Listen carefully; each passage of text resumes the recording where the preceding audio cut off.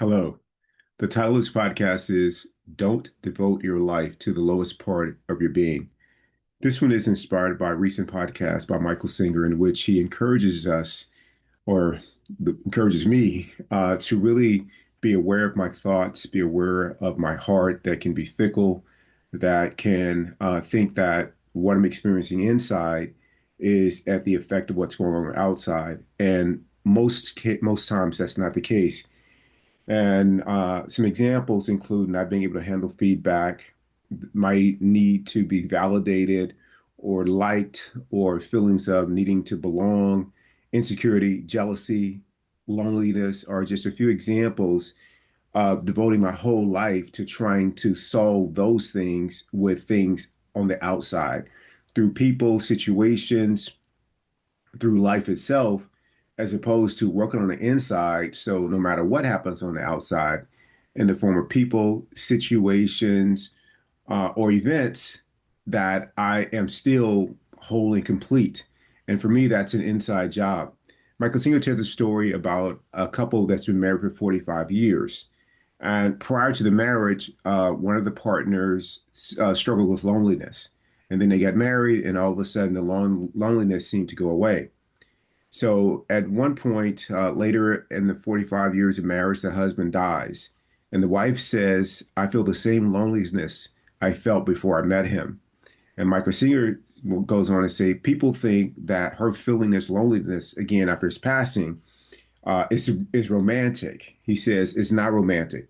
It sounds like the marriage didn't work. It didn't work in terms of curing her or disappearing her loneliness forever. It didn't.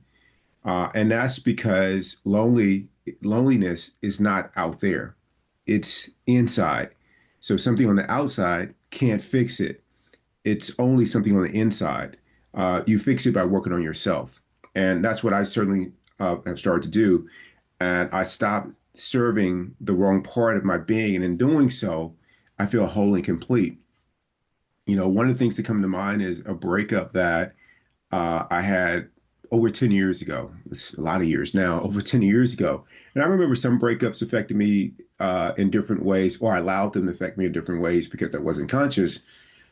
But the breakup that happened 10 years ago with someone who I'd been in a relationship for 5 years, that one had little, no impact on me in terms of being feeling lonely. It wasn't that I didn't care for this person deeply. I did. I loved her.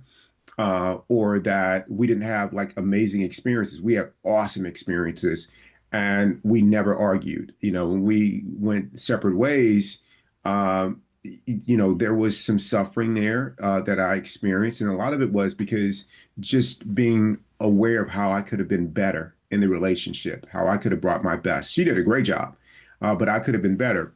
But the reason I didn't feel any type of loneliness or insecurity, anything around it, is because I didn't start to date her to fix those things within me or to make those things to go away. I dated her because I liked her. And subsequently, in a relationship that I might be involved in, it won't be get involved in this relationship because there's something missing in me. It will be because I have so much love to give that I just want to share it. And the same thing that goes with other aspects of my life and hopefully with yours, that I don't go to work to be fulfilled. It's great if things there are, I'm aware and grateful for the things that are aligned with my values, things that I've worked on, that I am really pleased with the process of working on them and collaborating with others. All that's great, but I'm not going to work to be fulfilled. I'm not going there for that. I'm already fulfilled, so hopefully I can go in there and contribute to the fulfillment of everyone collectively. The same thing goes with, as we're talking about the workplace, a belonging. Like when people talk to me, particularly at Mayo Clinic, about, that the organization and the leaders are responsible for belonging. Maybe that's right. I don't know. All I know is that what I can do to contribute to belonging at work in the way that I do so is I serve everybody who I come into contact with. I'm looking for ways to connect with them deeply, as well as ways to be a contribution and to help them in some way. That's what I'm thinking about when I go to work. That's my intention is how can I raise the moment? How can I contribute to this relationship? As a result, it just so happens that that creates belonging for me. People seem to respond in a way that I feel like I'm valued. I feel connected. And not everyone responds that way. Some other people don't respond that way. Like, Keith, what are you doing here? Like, don't you have other work to do? And for those people, I don't feel diminished in any way. I don't feel like, they didn't create belonging for me because I came into the space already feeling whole and complete.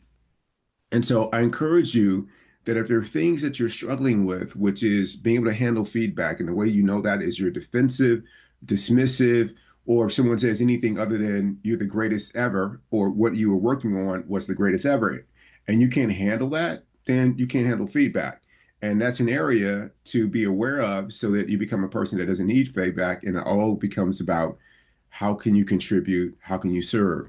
The same thing with needing to be validated, needing to be liked. Hopefully, that's not the case. And if it is, just be aware of it and don't seek satisfying that with anything on the outside. Work on yourself in such a way that that is not necessary for anyone on the outside to be responsible for that, and don't hold them responsible.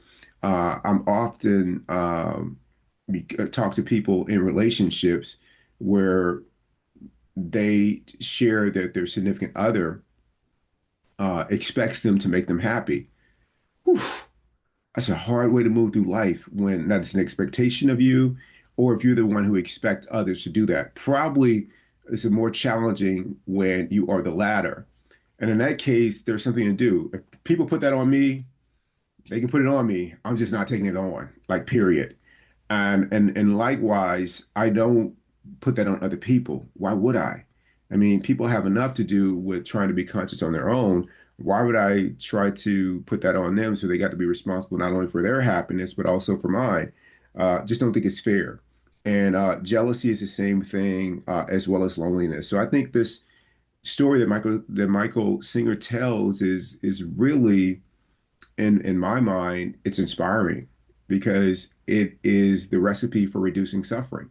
So with the person whose husband died after 44 years of a happy marriage and she's feeling loneliness, um, that's pretty telling that the marriage, was a band-aid. But once it's gone, you're back to where you were, and that's unnecessary. But if you are feeling those things, then if the marriage is still something that you are in, it provides an opportunity. If you recognize that you're looking for that in the other partner, it provides an awesome opportunity for you to work on it so that if that partner goes on a business trip or goes on, hang out with friends for a weekend or whatever, that you don't become a barrier to them having those experiences and either telling them no, not to do it, or internally resisting or wishing that they didn't engage in those activities that hopefully support their well-being. That when you feel that come up, you just want to breathe, relax, and let it go. And the more and more you do that, you become a person that doesn't make other people have to change themselves or make different choices so that you can be okay inside. It's like everything, it's an inside job. So I have made a commitment not to devote my life to the lowest part of my being. And I hope you'll do the same.